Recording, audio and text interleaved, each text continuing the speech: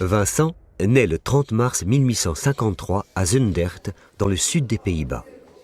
Son père est pasteur et son oncle est un marchand d'art qui va influencer le petit garçon qui aime déjà beaucoup dessiner.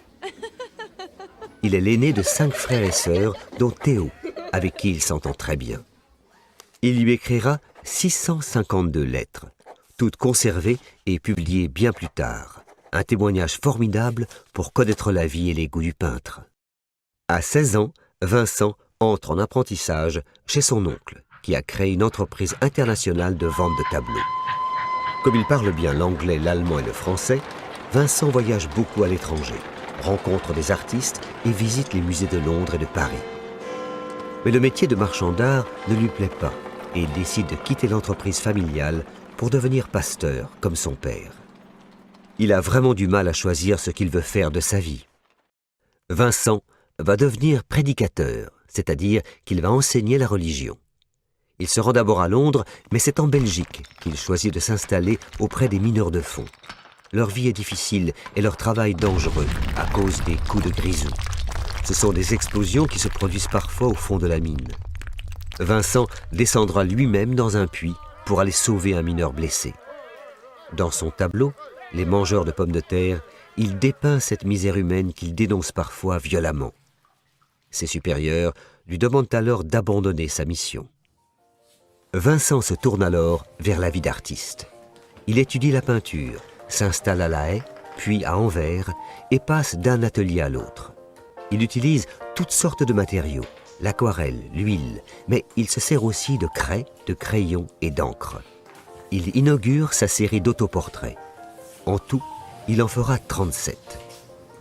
Théo, le petit frère de Vincent, devenu marchand d'art à Paris, est chargé de vendre les œuvres.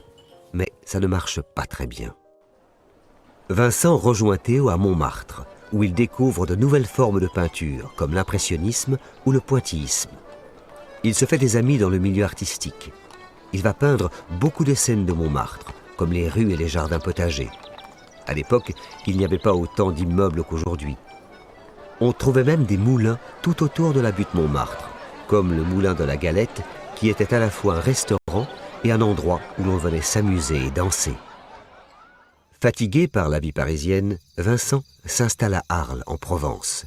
Il loue une maison qu'il repeint tout en jaune, à l'intérieur comme à l'extérieur, et fait de longues promenades dans la campagne, son chevalet sur l'épaule. Lorsqu'un paysage lui plaît, il s'arrête, prend ses pinceaux et en fait toute une série de peintures, comme les cyprès ou les tournesols. Collectionneur d'estampes japonaises, il s'en inspire et peint avec plein de courbes. Son ami, le peintre Gauguin, vient le rejoindre à Arles en octobre 1888. Ils passent leur journée dans la campagne, peignent les mêmes motifs, mais les expriment différemment. Les caractères des deux amis sont très différents. Vincent est enthousiaste, tandis que Gauguin est plus sage. Leurs disputes sont fréquentes et de plus en plus violentes, jusqu'à cette soirée du 23 décembre où Vincent se retrouve avec l'oreille gauche tranchée. Il se la serait coupée lui-même et Gauguin, soupçonné pendant quelque temps, ne serait pas responsable. Gauguin rentre à Paris et Vincent est hospitalisé dans un asile psychiatrique, car plus le temps passe, plus les médecins pensent qu'il est vraiment malade. Dans cet ancien monastère provençal, il va beaucoup peindre, plus de 150 toiles qu'il envoie à Théo, dont Iris, une représentation des fleurs qui poussent dans l'allée qui mène au cloître, et qui deviendra bien plus tard le tableau le plus cher au monde.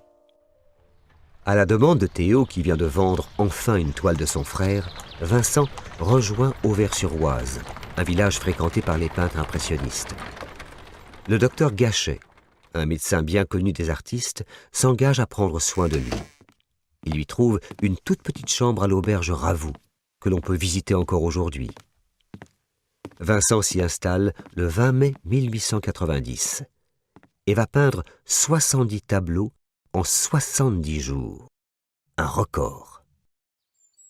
Le 27 juillet 1890, Vincent part en promenade avec son matériel de peinture. Il fait beau, la nature est magnifique. Mais tout ne se passe pas comme prévu. Il revient blessé, une balle dans le ventre. Il dit au docteur Gachet, venu à son chevet, qu'il a voulu se suicider. La thèse d'un tir accidentel commis par un jeune garçon sera aussi évoquée. 2 jours plus tard, Vincent décède et est enterré dans le cimetière d'Auvers-sur-Oise.